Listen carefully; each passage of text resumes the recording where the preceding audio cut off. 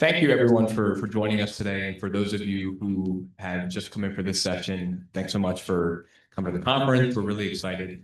A lot of different sessions throughout the day.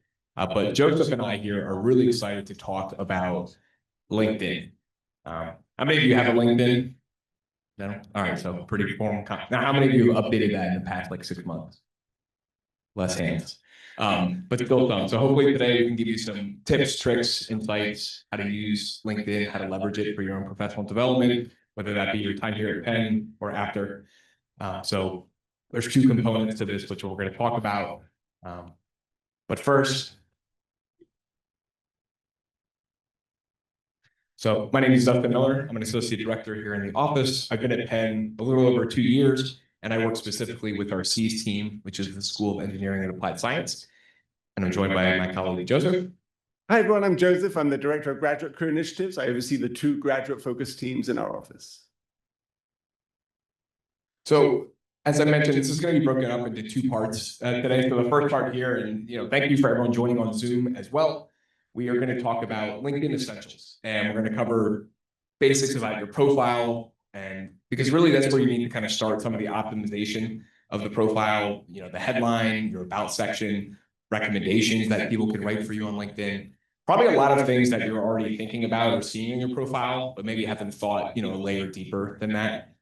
We're also going to cover how to engage on LinkedIn, and again, how to optimize this profile for your own professional development.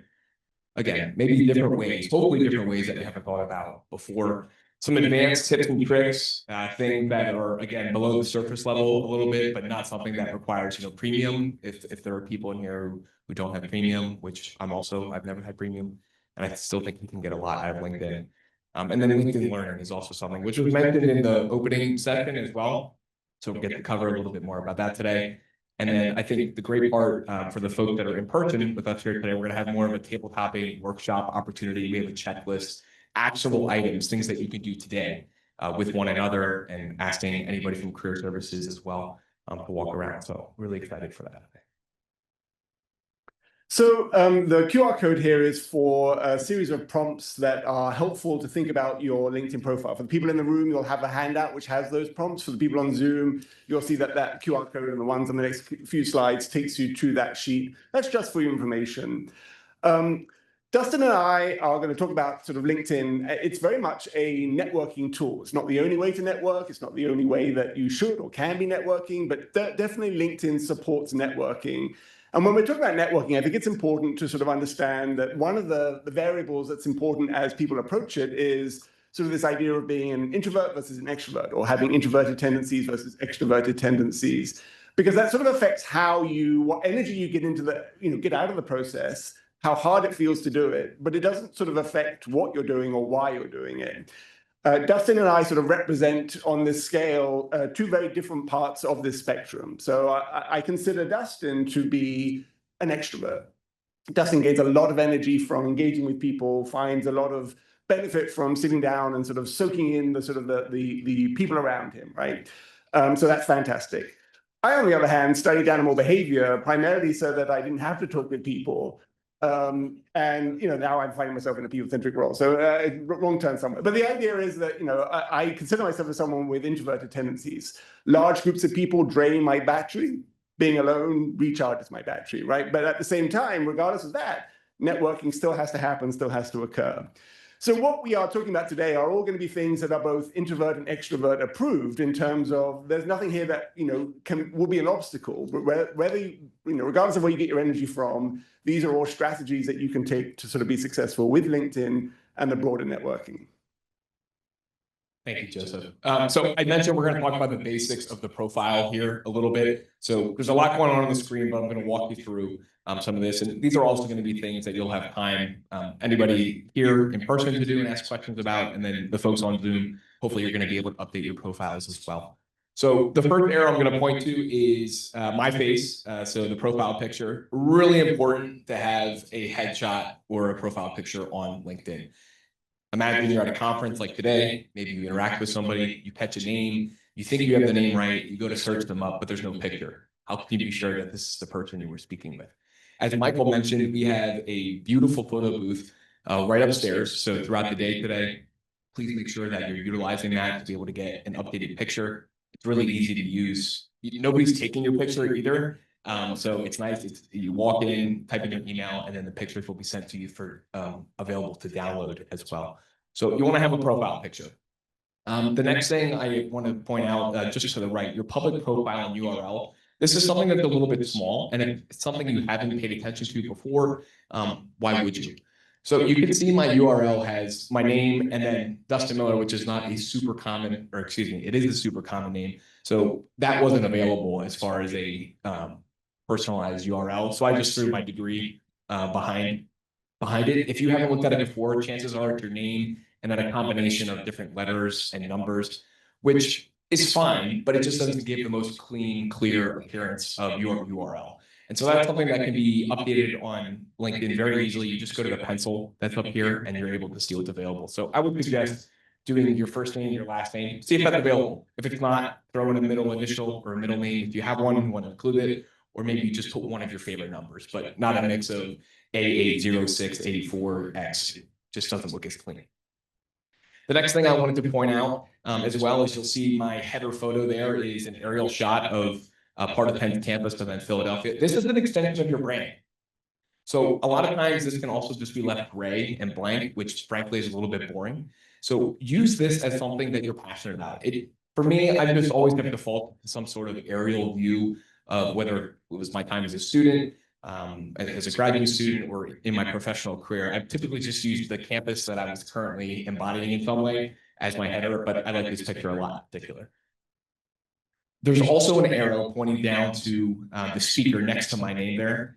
And so this is really great. It's an opportunity. If you have a name that you feel like you're tired of having people or having to correct people on how it's pronounced, you can actually add your own name pronunciation. We're going to be able to show you how to do that a little bit later.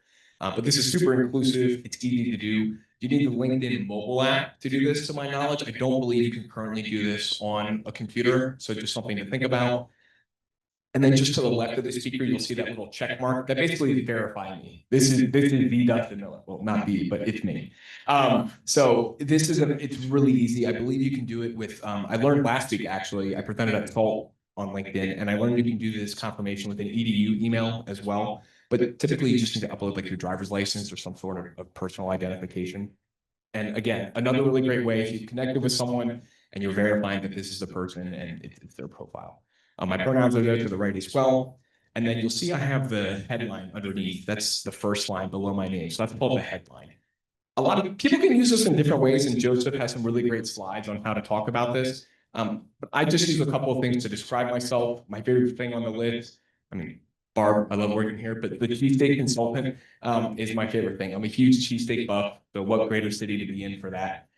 So always happy to talk about that. So those are things you can use to describe yourself. Other people will use it as just a spot to put their job title, which is, again, fine. But there are different ways that we're going to talk about that you can optimize this to make your profile a little bit more engaging. Something else that might not be overly intuitive, right below you'll see the greater Philadelphia is the location that I have set for myself on my profile. When you type in your zip code, you're going to get a couple of different options. So I live in Westchester, out in the western suburbs. And so when I put it in 19380, Westchester would pop up. But greater Philadelphia is also an option. Whatever zip code you put in, you want to choose the largest area that's available. And the reason you want to do that is because your profile can be captured by a larger net of people. And not to mention, if someone's not familiar with Westchester, if they were looking at my profile, maybe they weren't in the state, or even if they were, chances are people have a greater understanding of the greater Philadelphia area. And then the 500 connections at the bottom. The LinkedIn magic number is 500. Once you hit 500, it doesn't show any more on the profile unless you click it. So I implore all of you to gain up to 500 connections. And there's a lot of easy ways to do that because you can add like 25 or 30 people here alone. So make sure you're doing that as well.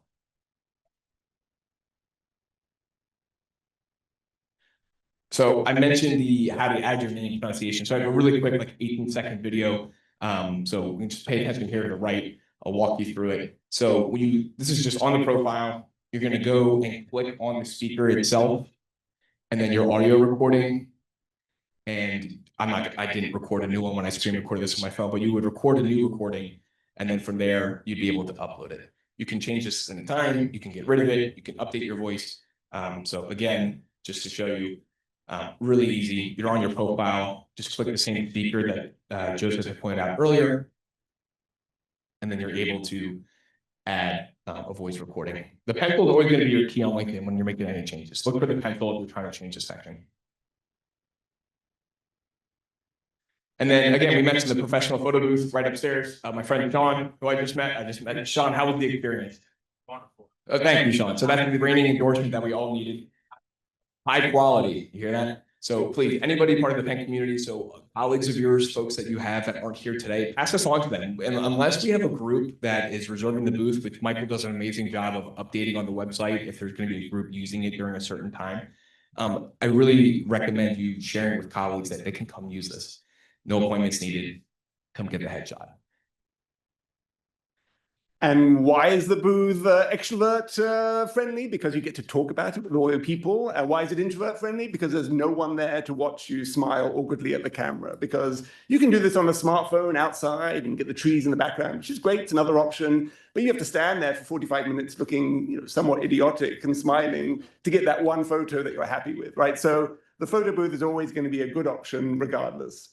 What the photo booth will ask you to do is pose slightly. So there's one on the whatever it is left, it says lean forward, strike a pose, so that's me. But here's me on the right-hand side feeling really awkward because someone's taking my picture and I really just don't want to be there anymore. So, you have to balance all these different environments that are out there.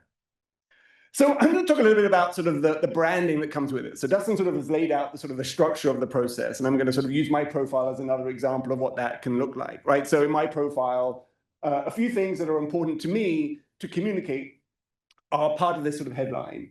So this headline is what I'm going to begin to let people know about me so that that's what they think about me and associate with me and remember about me, right? So that's part of my professional brand.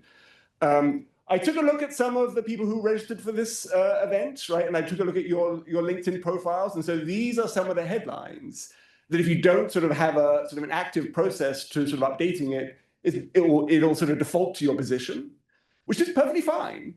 Except for associate director, which many people at Penn are, is not very descriptive, right? So it doesn't describe what you do or how you do it or who you are. And also, you're not going to be an associate director for life, right? It's where you are right now, not what you bring to that role. So all of these things are sort of opportunities for you to help people understand the value that you bring in your current role and the value that you bring in future roles. So you have some control over that narrative. These are also some of the headlines that I pulled from people, right? And you can see, just like Dustin's ones, they're a little bit more engaged in terms of describing not just the role, but how people do the role or what they think about the role or what's important about that role. Some of the prompts in the prompt sheet talk about how you can sort of generate ideas about what that's going to look like for you and how that's going to be part of your identity, right? And so obviously, one of the things you could do is you could take your resume, for example, you could throw it into an AI tool and you could say, make a headline for me. So one of the top is what I created for myself. This is what an AI tool took from my resume and came up with headlines. And you'll notice that they're very different because a resume is a very targeted document that sort of helps you fit a role that you're applying to. Right? It's not everything about you. It's the things about you that are relevant to that one role in that point in time. Whereas your headline is sort of how you want to engage with people, not just in the role you're in right now, but beyond that, the broader world, right? And so, sure, you can use a resume as a sort of a starting point, but think about what you want to communicate to people and why that's important to you, right? So again, these are just different strategies that you can use. There's not one way of doing it, but you want to have some agency in the process.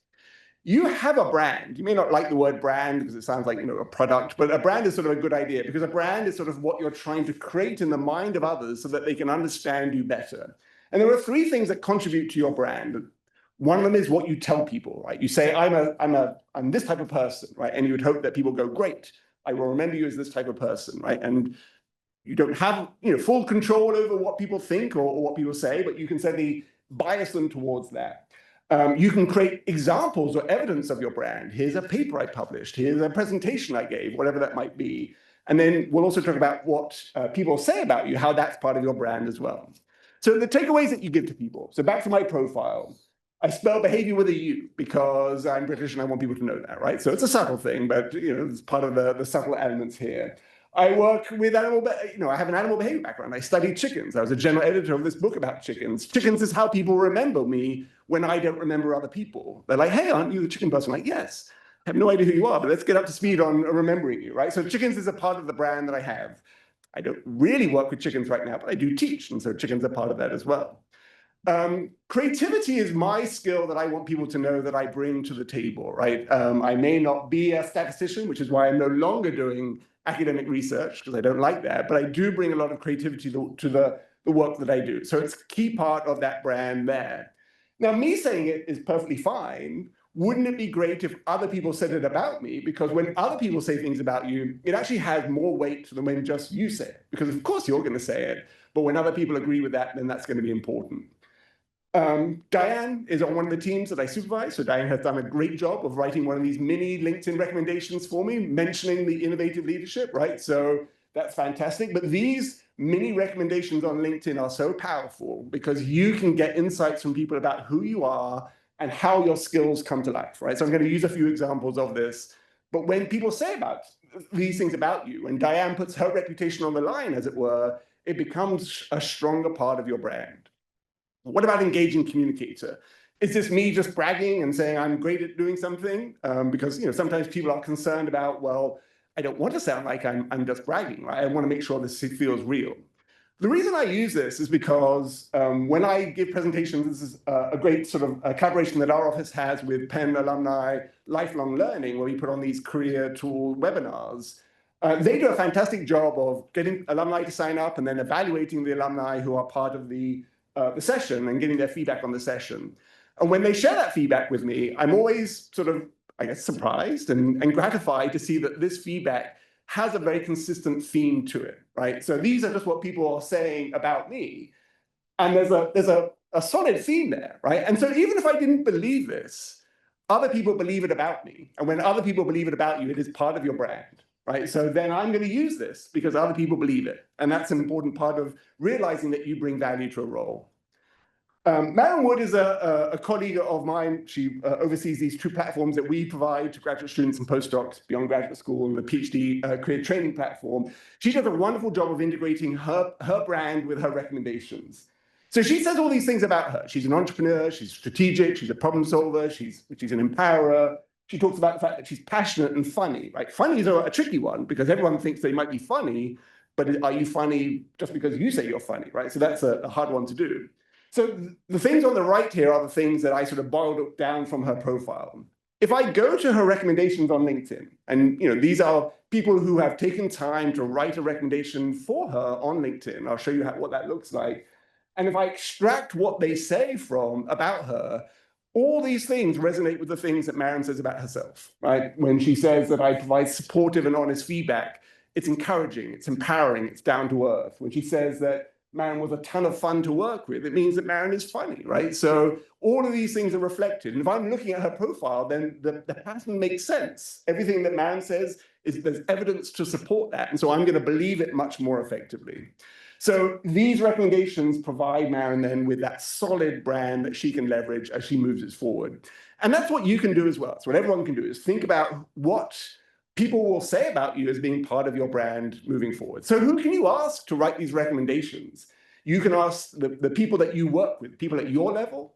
You can ask the people above you, people who supervise you. You can ask the people who you supervise. Right? And what that does is it gives you this 360-degree perspective of your skills and your value. Right? It's very different from getting a letter of reference from your supervisor who's looking down on you, as it were, as a supervisor. So they see you working from a very specific direction. If you have someone that you are supervising, write one of these mini recommendations, it's going to showcase different skills and sort of values that you bring. So that 360-degree perspective is really helpful.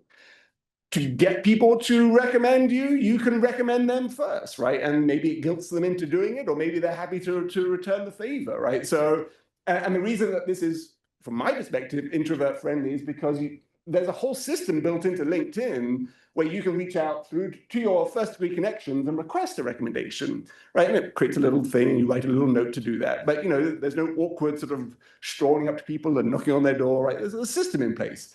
You can still walk up to people and ask them to do this. And if you sort of explain why, right? What I'm trying to do is highlight my skills in X and Y, then obviously they can tailor that recommendation in different ways.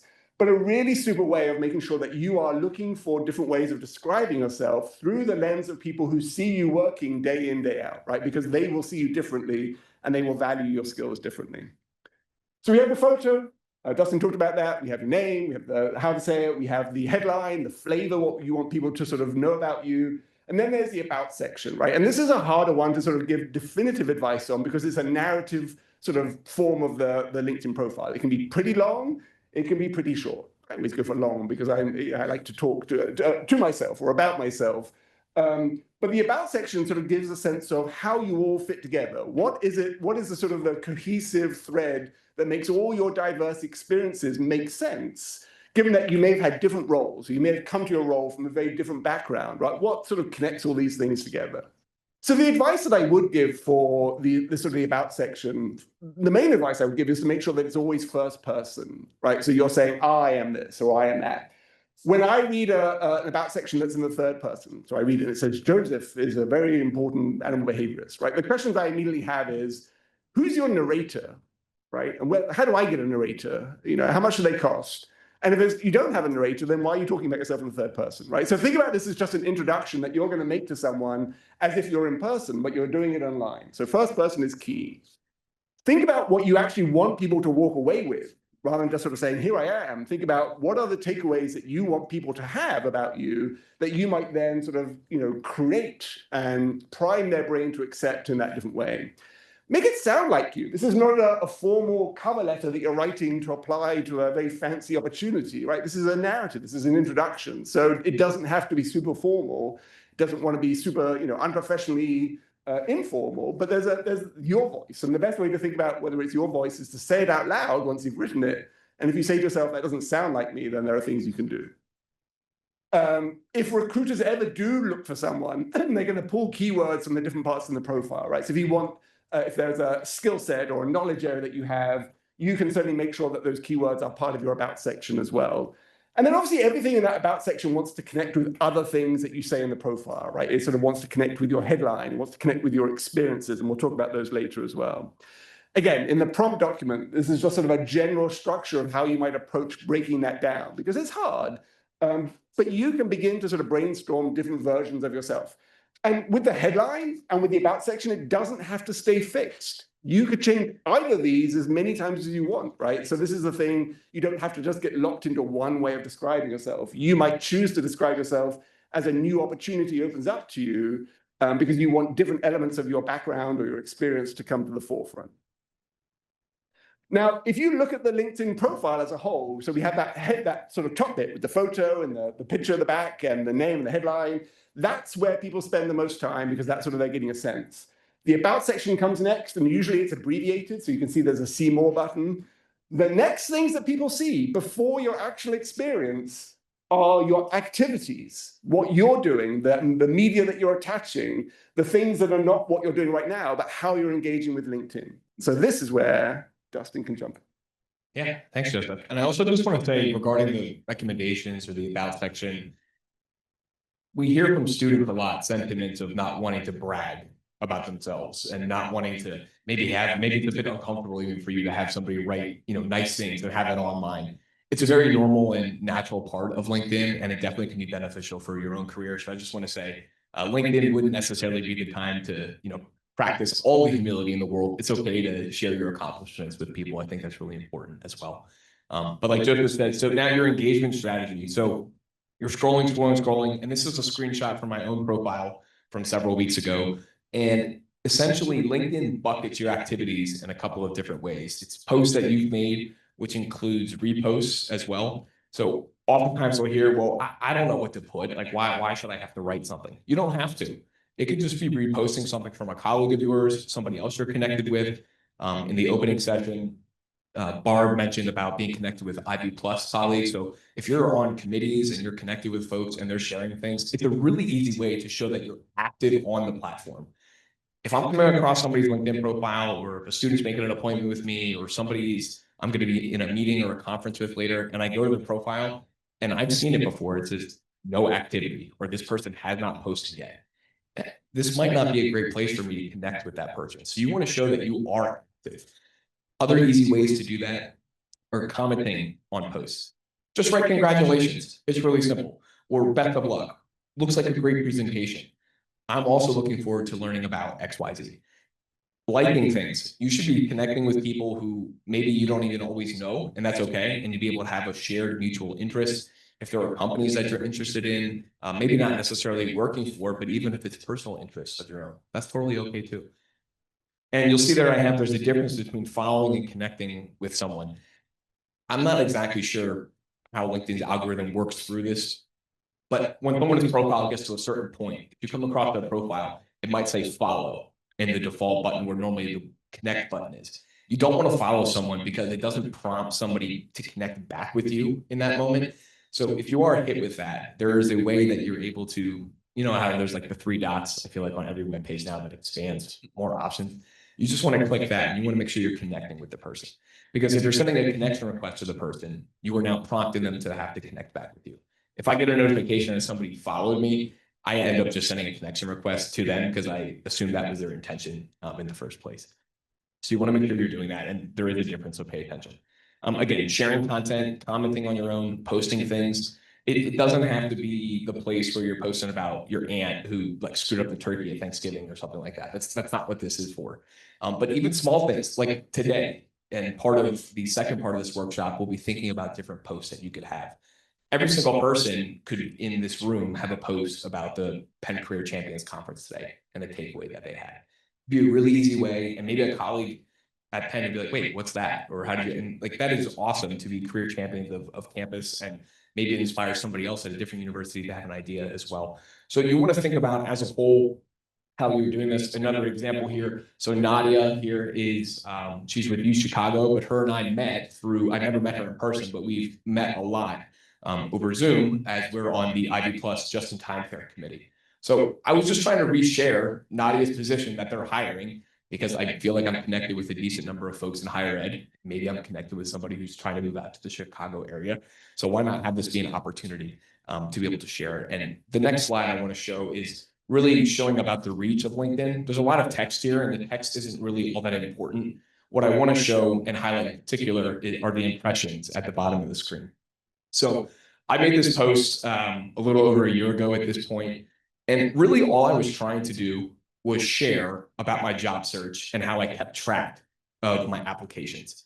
You'll see a lot of rejected up there, a lot of withdrawals, a lot of no responses, and that's totally normal. So I was trying to normalize the job search process a little bit because I was going through my Google Drive in general, and then I ended up buying storage anyway, so I lost.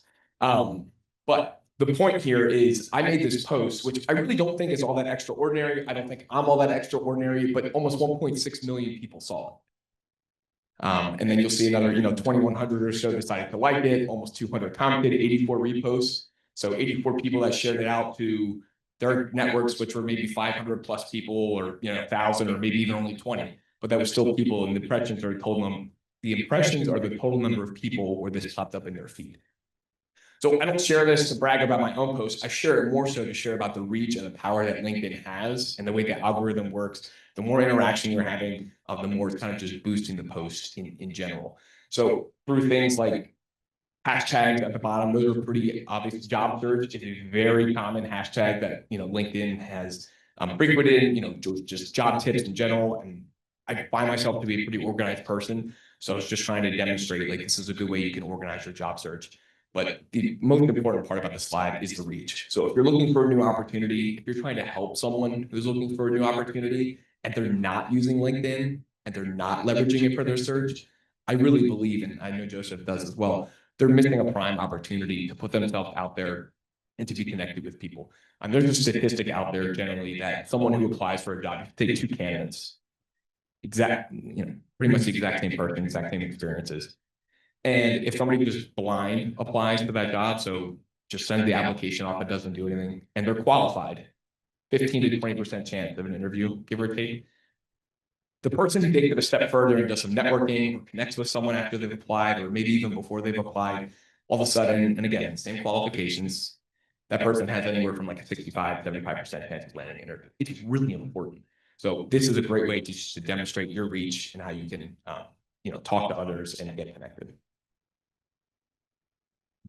So just going back, because I want to touch on a couple of things. The activity increases your ability for people to see you, right? So if you look at Dustin's post here, when he reposted, it's his name and his photo that sits above Nadia's post, right? So when other people see that in the feed, they see Dustin's name and then the post.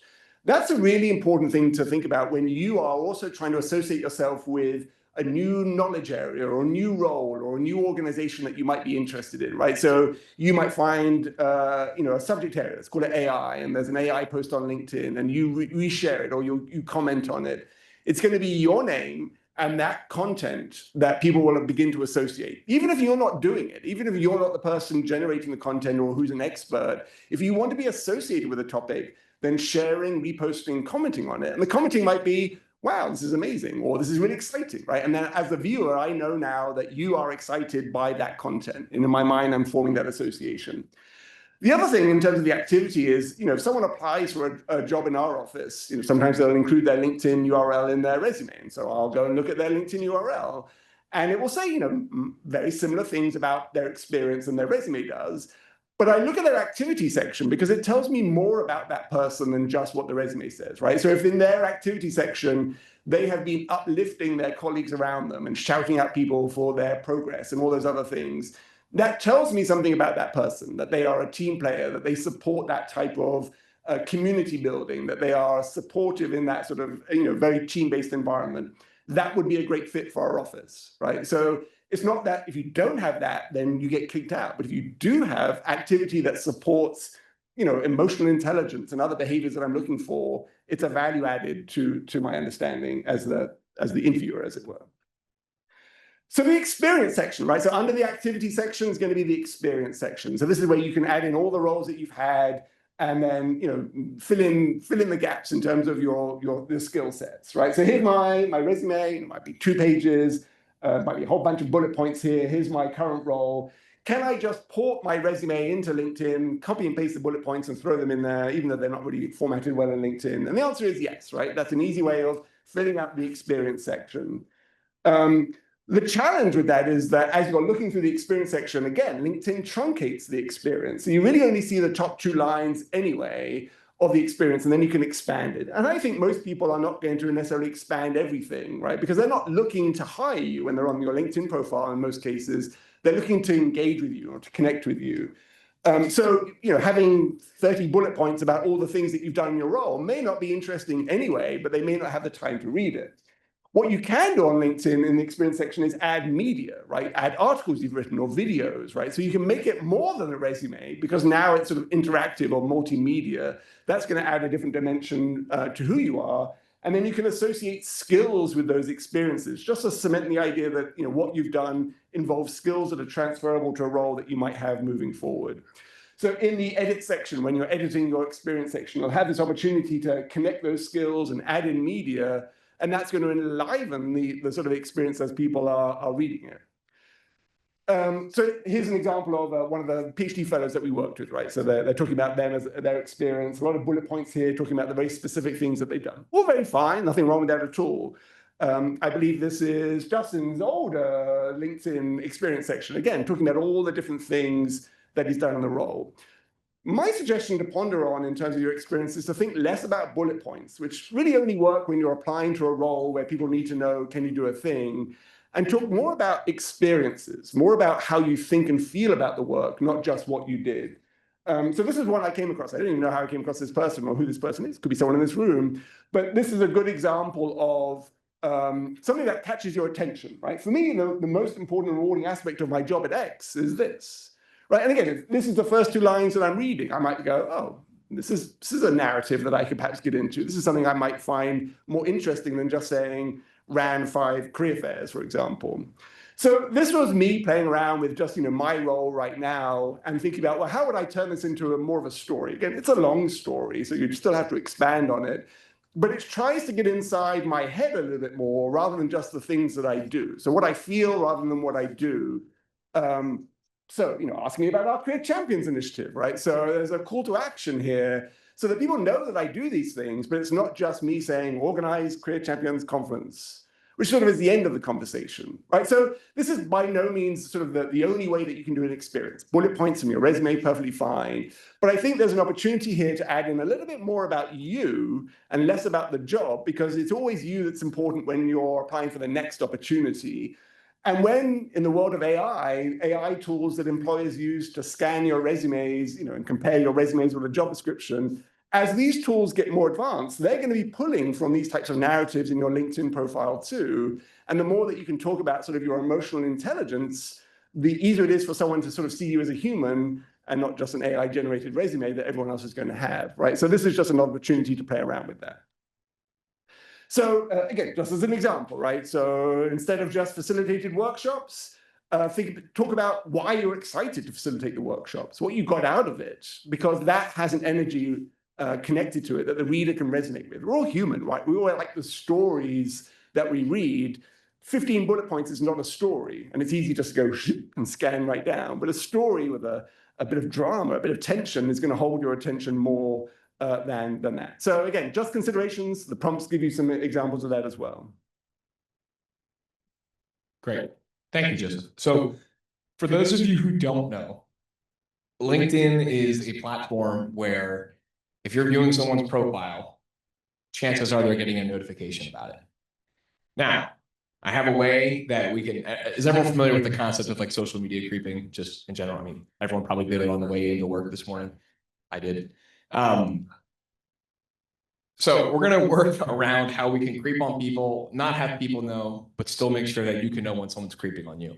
So that's kind of the name of the game a little bit. So it's really easy to toggle on and off. I'm going to show, again, a quick video, and then I'm going to talk a little bit about why it might be helpful from both perspectives. So you'll see here on the video, I'm just on my page. You're going to go to the little gear in the top right. You're going to see visibility settings, the third one down here. And then the very top one, profile viewing options. So your name and headline. Right now, if I wanted someone's profile, that's what it would say. You want to toggle that to private mode. And then now they're going to see anonymous LinkedIn member. And now you're good. Now you can look at anybody's profile. So I can play that again too. Can you only do that on the mobile app? No, that can also be done. So if you go on, if you're on the desktop there, if you go to the gear setting in the top right, if you're on your profile page, or do you see your little picture in the top right where it says me? Yeah. Click that, and then is there settings drop down there? And then if you go to, I believe it says visibility from there as well. And then profile viewing options should be listed. What are you set to? Under profile viewing options, your name and headline. Okay, cool. So right now, if you're creeping, everyone knows. So if you want to change that, you can just go to private mode. Now, the thing is, though, LinkedIn is relatively smart in some cases. So the thing is, right now, if you set it to private mode, you're not going to know when someone's looking at your stuff, which is obviously not the point, right? So if you're going to be going on a creeping spree, just change the setting. When you're done, just change it back. And now LinkedIn's going to start to notify you. Correct, because they didn't come to this presentation. So again, this is really easy. Now, however, I will say, sometimes intentional creeping, this is really weird out of context, but sometimes intentional creeping can be really important. And it can be helpful if you're in a job search. Like when I applied for this job, for example, which I discovered through LinkedIn, which is one of the many reasons that I'm passionate about it. I started to look at people's profiles in the office on purpose. I was hoping that people would say, like, wow, this person might be really interested in the role. What's this Dustin? Oh, Dustin Miller looked at your profile too. Like, what's up with this guy? So it can be beneficial if you're being intentional with it. So just something if you weren't aware before, now you are. It's great to know. So just something to keep in mind. And then another quick trick. So networking, and this is a short version of this, in nature can be a little bit awkward if you're trying to do an exchange of information. I'm not sure how many people have business cards on them still all the time. I carry some in my backpack. But LinkedIn makes it really easy, and I have to give credit to his name's Mike Shapiro, and he's in higher education. I believe he's at a school up in New York, and I learned this at the Eastern ACE conference in Baltimore a couple of years ago. LinkedIn, I'm going to show again a quick video. You have your own personal QR code. So this is just my normal feed, blah, blah, blah. In the search bar, top right, little QR code. You can now have someone scan this, and it goes directly to your profile. Really easy way to connect, or you can pop over to scan and scan someone else's QR code. So LinkedIn has this feature built in. You can look like a genius, so to speak. I think I said like a LinkedIn wizard, which I think is great. And it's like, oh yeah, like I'd love to connect on LinkedIn with you, Eric, right? Boom, here's my QR code, scan it, done. No like fumbling around. Oh, take down my email. Did you say D or G? Like it's very simple. So just something to keep in mind. And you have access to this. Again, it's just in the top search bar there of LinkedIn. So kind of a cool trick. So you heard earlier about LinkedIn Learning, and as Penn staff, and this includes students and postdocs, everyone has access to LinkedIn Learning for free. It's usually a paid element of the premium subscription that you get. So if you go to your profile and you see LinkedIn Learning, the learning icon right in the top right-hand corner, you can click on that and access all of the different content that they have on LinkedIn. And obviously, if you are excited about LinkedIn, then LinkedIn has LinkedIn content about LinkedIn, by LinkedIn, for LinkedIn. So it's the best place to get a lot of the information about how to set up your profile, how to talk about yourself, how to use the platform. So all of these videos are great and fantastic, and there's a lot of video content on everything from learning how to code or effective communication or whatever it might be. So LinkedIn Learning is a great resource to sort of give yourself time to do. You should also have access to the AI coaching aspect of LinkedIn Learning. And this is sort of, everyone's integrating AI in different ways. This includes sort of sorting through the massive database of, content that they have in a more structured way. So rather than just searching for, do you have content on this? You have more of a conversation about, I'm planning a career move. What types of resources would be helpful? And then the AI would suggest the different content that's out there. A thing I saw recently, so is this practice role-playing feature down here, where you can actually practice what might be, relevant experiences that you have as staff members with a real-time AI sort of speaker, so that, telling people that they need to set improvement goals. The first time you do that isn't with the person who needs your support, but you're actually practicing saying those things out loud as well. So this is, extrovert approved, because having these difficult conversations means staying on track. And extroverts are great at having conversations, but those conversations can take you far and wide. It's introvert approved because you get to practice what you say in your head out loud.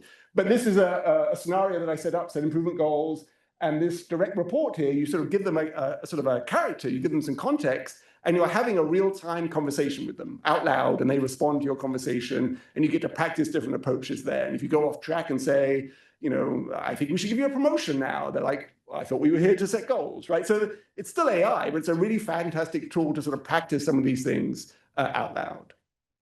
So if you do have LinkedIn Learning icon up there, that's fantastic. If you don't, you just need to go to the ISC page, to search for LinkedIn Learning ISC, and then this Get Service button should help connect your LinkedIn profile to the Penn system. So just search for Penn ISC, and then click Get Service. A fantastic resource to share with students and postdocs that you also work with, as well as other staff that you support. So again, the QR code here is for everyone's benefit, especially our online attendees today. This is the prompt thing. It's generated by AI, so give you an idea about how AI can help you with your LinkedIn profile.